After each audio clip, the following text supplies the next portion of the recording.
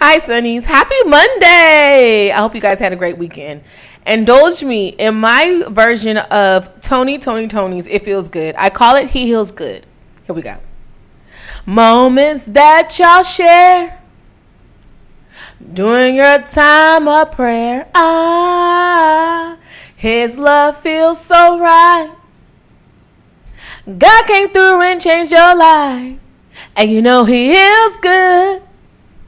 Yeah, He heals good. Oh, He heals good. Yeah, He heals good. Oh, if God came through and healed you, let me hear you give some praise. Yeah, He healed me. If God came through, healed you, and let Him. Oh man, I messed up. That's all right. Y'all got it. What's going on, y'all?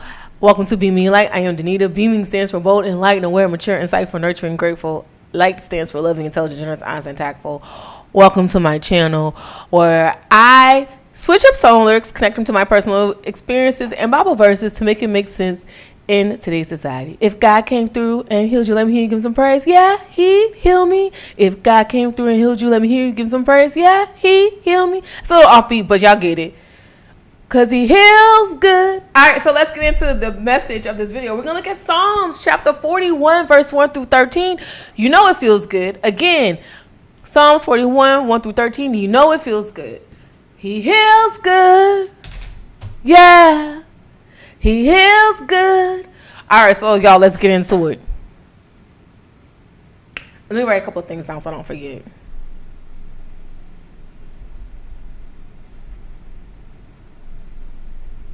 Okay, so yesterday I was driving and I saw this red Corvette. It was like candy apple red with red and black, right? I was driving and like, y'all, when you have really healed your emotional trauma, your inner wounds, like that childhood trauma, right? Things that were placed on you as a kid to continue generational curses and cycles that you healed from. Really, that's how you break generational curses and cycles, is healing from them. Because if you don't heal from it, how can you break it? How can you change it? So he pulled up. I'm saying he. I don't know. It could have been a lady. I don't know. Who knows? Whatever. This car pulled up, and as soon as, like, I'm at the red light, as soon as this car pulled up, it was like this intense energy that was projected in my direction. And it felt very sexual in nature. If this may be one of those videos, just warning. So it's going to be one of them. Very intense sexual energy. Like, and you know when it's not your energy. You know when somebody's projecting their energy onto you because it comes out of nowhere. It just feels off. It feels weird. So it's intense sexual energy, right? And I'm like, okay, that was weird, right? So like, because I've been working on my inner peace and my inner energy, and I've healed all these wounds and things, like, you know, nothing like that feels like that can penetrate my force field. Like, I'm literally in my bubble. Remember the picture of the bubble where it's like I'm over here with my queen, my crown, and then like the enemy is like projecting this energy, and then like it's like that energy bounces off of me and goes back to them, and then like they're down there with the children and the cockroaches and the babies and the dogs and stuff. It gets very low vibrational. And so like sexual energy, when it's lustful, is very low vibrational, right? So I let it go, whatever. But then I saw this vehicle again and the same energy. Y'all, that's not a coincidence. I told y'all there are no coincidences. Like, don't let people. There's a reason, right? The guy's trying to send you a message, but that was the devil. Like, that was not. So like, it was just this intense energy, and it just, again, could not penetrate my force field. And it was like, what is going on? Right? Because y'all could tell when like when you feel, this is for men and women, men go through this too, like when women may project sexual energy on them or whatever it is, or if you're in a same sex relationship, it could be the same, or like if you like the same sex, it could be the same, right? Like it don't feel good. That don't feel good. Like it don't feel good. And I was sitting there thinking, and like God just dropped some gems on me, and it's like, some people use lust as a way, they manipulate lust and make you think or feel like it's love because you have such an abundant heart, because you have such an abundant spirit, because you have a lot of love to give, because your energy is beautiful and pure, and you have this beautiful light. You may attract these lustful, low vibrational energies and spirits because they think they can manipulate it for their own purpose. I call it the pimp game. So they want to essentially pimp you out. Maybe, sometimes they will use, if you're not woke and realize the game, they will have a whole line and you're not even realizing it. All of them connected. Everybody getting something out the deal, but you are the trade-off. That's one way. Another way is, that's why you gotta be really careful how you move. That's why you don't be careful how you move, especially because when we're talking about sexual energy can really attach to you, and it could dim your light, and it can make you lose sight of your value and your self-worth, because at the end of the day, it was all a game to them anyways. So that's one way, right? God's dropping this on me. Another way is, maybe because you have a beautiful spirit, you may open certain doors for them, not even on sexual nature, right? Maybe, but just in a, like, they take you somewhere and people start liking you and they start seeing the attention that they get from you, being around. And so that's a way they manipulate. So their lust for, like, maybe financial gain, or maybe a position, or lust for attention, right? They use it for that. Another way is maybe you just, your energy and your spirit is so pure, not only are you able to open doors for them. Let me think. Well, let's just stick to those two, because I had another one example, but I lost it. So, but that's also the pimp game. Like, remember, lust is not just sexual energy. Like, we think of lust as very sexual, right? But it's lusting after other things. Oh, here's another way. Because you're so sweet and you're kind and you're loving, you open up your home. You open up your place, and their lust, they get in, and they may see certain things that they like or they want. They feel like they should have it, or, well, how did you get it and they don't have it? So they try to figure out a way to infiltrate. Their lust for control over your space. They think they deserve it. They think they're entitled to it. So, for instance, this is why I said Dan cannot be my dad. He cannot be my biological father. The fact that he was here one night, because he was helping me do some stuff around the house, y'all. He triggered the alarm. I believe I shared the story before. He triggered the alarm. He watched me punch the code in. But the thing about it is, like, because he triggered it, for some reason, I missed a phone call. The police showed up. It was really weird how it all happened, right? It just seemed weird. Let's just say that. So, as I'm punching the code in, he's watching me punch the code in. Now, if I don't invite you to that kind of information, you shouldn't try to trick me to get it. So that lust for control, that lust for maybe, wants you to come in and take over whatever it is in my home, he was trying to, like, use it to his advantage. That's also a part of the pimp game. Y'all. They will hack stuff and have people looking at you.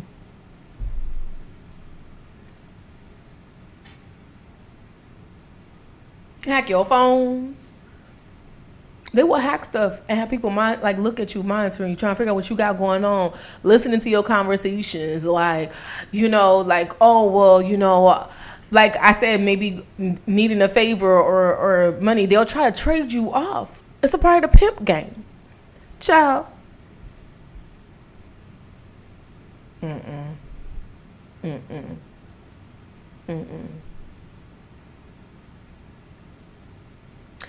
It's what's crazy is like, because I woke up and I caught on, right? Like I'm paying attention. So it's like when people start to do stuff like that, it just really, I automatically just set a boundary. Like, nope, not gonna happen. No, we're not doing that. Nope, set a boundary that he can't come here anymore. Cause I'm like, my biological father wouldn't do something like that. So who are you? You listening to what I'm saying? My biological father wouldn't do something like that. So who are you? Y'all. They need you to stay, or they want to manipulate your love and make you think you're lustful and you're lusting, because that's their energy. They're projecting that onto you. They want you to look like you're lusting after material wealth, like you're lusting after control, like you're lusting after sexual desires or something like that. But that's not you. That's who they are. That's who they want you to. That's the picture they painted of you to be to other people. Y'all, when I tell you everybody was tuned in to watch you crash out.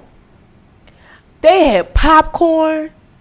They were sitting there eating. I mean, they gathered everybody around because they wanted you to be in this emotional trauma hole so deep that you can be able to get out, and that you would just be desperate enough and settle for any and everything, but you're not, and you haven't.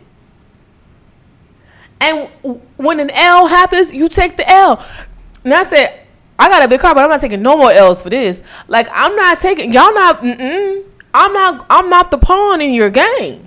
You got me effed up. If you don't give a damn, I don't give a F. You got me effed up. So, y'all, this is like, it gets deep. It gets deep. These people really was watching you, waiting for you to crash out. They were waiting. When I tell you people was lined up, they thought they was going to have a turn with using you, not sexually toward, you know what I'm saying? Like, don't just think of it sexually, but they just thought they were going to have a turn to use you and manipulate you.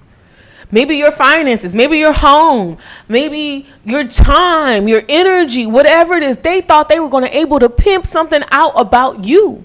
So they were lined up waiting, and they had everybody watching. Everybody was ready for you to crash out so they can come in and then they can use you and exploit you.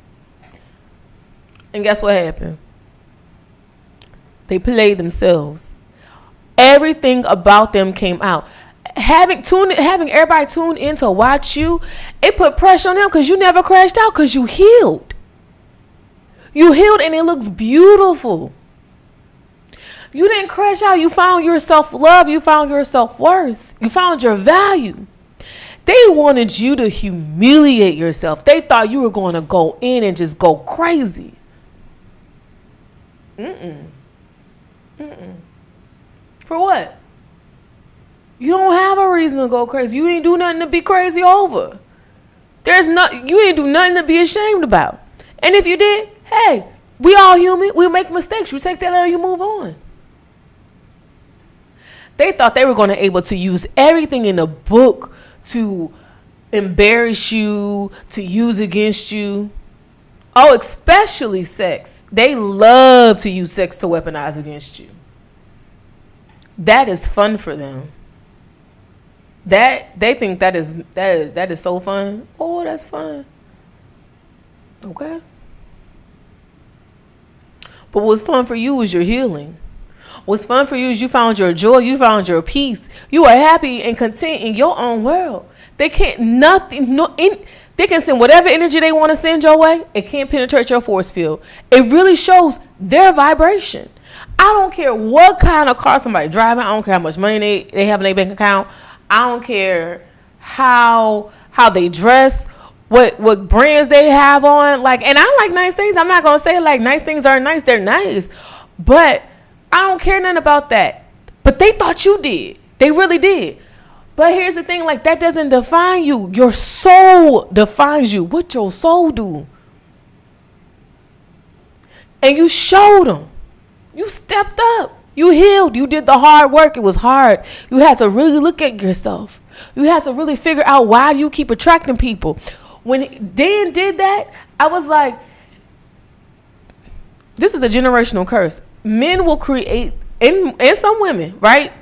Let's say people will create this in and out thing with you, right? Like they in, they out, they in, they out, they in and out. Like they want to be around you, they don't. They, somebody wants to date you, then they don't, and they come back and they trying to get back with you, and all they in and out. They want to leave the door open. The door closed. The door closes when you heal, because you heal all those wounds, that trauma. You don't have that baggage. You don't have none of that. You don't have that. They wanted to use the baggage to destroy you. Child, you said, I don't need bag stuff a lot. I could go to my destination and get what I need when I get there. That's how you know you healed. You ain't checking in no luggage. You don't need bags to fly. When you get to your destination, you can get what you need there. Meaning when you get to your next stop in life, your next point in life, you can get what you need there. You can walk away from all of that because you healed. It doesn't define you. You define you. Your soul defines you. What they say doesn't define you. What you react to defines you. What your actions say about you defines you. Now, if you were to go around and like, you preaching one thing, but behind the closed doors, you doing something different, like, that's something you got to really heal. You got to figure that out. You got to figure that out. I don't have to, Y'all, that energy was disgusting. It was so disgusting and like, ew. Like, you walk, like, who walks around, like, who carries that? That's like, to me, that's somebody that needs to heal. That's somebody that needs to heal whatever. I don't know what it is, but they need to heal it. I'm not saying that you can't connect as humans. You should want to connect. But connect out of love. Don't let people misuse the love you have or abuse the love you have for their lust. That's why it's important to heal. You have to heal so God can reveal. If you don't heal, you're not gonna understand what the process is. You're not gonna understand the destination. You're not gonna understand the journey. You're not gonna understand any of it. You're just moving. Sleep. You broke. How I want to say this. Because you have so much love, it wasn't that you were lustful. It was just the people that you were dealing with were lustful. Because you had to heal some abandonment issues. You had to heal that trauma, those wounds. And so you were accepting lust disguised. You're accepting lust, but they disguise it as a love. But now you feel that energy. You know where when it comes, you don't like it. And they can't hide it from you anymore. Because you know your self-worth. You know your value. Child, you ain't going to pin me out. You crazy. Have you lost your mind? Listen, I said a father is not going to do that. That's not how a father treats a child. Not a biological. Let me just stop. All right. So let's read Psalms chapter 41, verse 1 through 13. Victory in the betrayal. Happy is one who is considerate of the poor. The Lord will save him in a day of adversity. The Lord will keep him and preserve him. He will be blessed in the land. You will not give him over to the desire of his enemies. Again, let me say that. The Lord will keep him and preserve him. He will be blessed in the land. You will not give him over to the desire of his enemies. Meaning you will not pimp somebody out for their own lustful gain. The Lord will sustain him on his sick bed. You will heal him on the bed where he lies. I said, Lord, be gracious to me. Heal me, for I have sinned against you. And when you asked him to heal you, did he do it? My enemies speak maliciously about me. When will he die and be forgotten? When one of them comes to visit, he speaks deceitfully. He stores up evil in his heart. He goes out and talks. All who hate me whisper together about me. They plan to harm me. Something awful has overwhelmed him, and he won't rise again from where he lies. Even my friend in whom I trusted, one who ate my bread, he raised his heel against me. But you, Lord, be gracious to me and raise me up, then I will repay them. By this I know that you delight in me. My enemy does not shout in triumph over me. You supported me because of my integrity and set me in your presence forever. Blessed be the Lord of God, Israel, from everlasting to everlasting. Amen and amen. Y'all, don't allow people to make you feel like you owe them something. They're entitled to something. Use your emotional wounds or trauma against you. That's why it's important to heal. So they can't use it against you. Because you be like, you ain't going to come over here and do, no. I just don't know what's going on, so I hope that everything is okay. And then when you reach out, you don't get a response. You're like,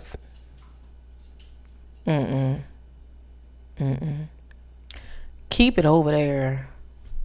I'm good, love, enjoy. What? Y'all just don't understand how good God is and how far he brought you. He brought you really, really far. He brought you from a very dark place, and your light shines so bright. Be careful who you allow in on your vibe. Check your crew. They're connected to not only your net worth, but your soul worth, your value. Stand in morals and integrity. Block people off who need to be blocked off. My sister be like, you had a block party. Sure did. She was like, oh, you just had a block. Yeah. When you wake up, you start to realize these people don't really mean you well. They don't. And it's okay. You don't have to mean me well. But you also don't have to be in my life. Y'all, when I tell you he heals good. Oh, and here's another thing. They want you to say, oh, you're being controlling, or, you need to let it go. You're not controlling because you have boundaries. You're protecting your peace. It's not controlling. It's not being disobedient. No. I'm not, no. Don't let the enemy play games with your mind. You have healed. You have won the war within it. That is the victory in the betrayal. You went through and you healed. You see how Sebastian, did y'all hear that? He did it again. That's how they feel. I can't use her no more. I can't manipulate. I can't lie. No, you can't. Because God, he heals good. Hey, yeah. He heals good. Oh. All right, let's say a prayer. God, thank you so much for allowing me to be your messenger. I hope this message falls on ears that need to hear it, a soul that is looking for some healing, spirit to be cleansed, and cleansing hearts. God, just please watch over us. Thank you for the victory. In spite of the betrayal, we found ourselves and we won the war within by healing through you. We ask this prayer in our prayers in Jesus' name, amen. So yes, Sunny D Vibes, be people in your community, spread love, light, and positivity. Pay it forward with a random act of kindness. Pray it forward to a person. Sunny, I love you. I'm grateful for you. Thank you so much for tuning in on the channel. Please feel free to like or share the content. Also, I am available for guiding sessions, or if you want some advice. Be careful. God wanted me to say this too. Be careful about who you're booking sessions with. Use discernment. And don't give out all your information. Like, they shouldn't need all your information. We're gonna talk about that in the next video.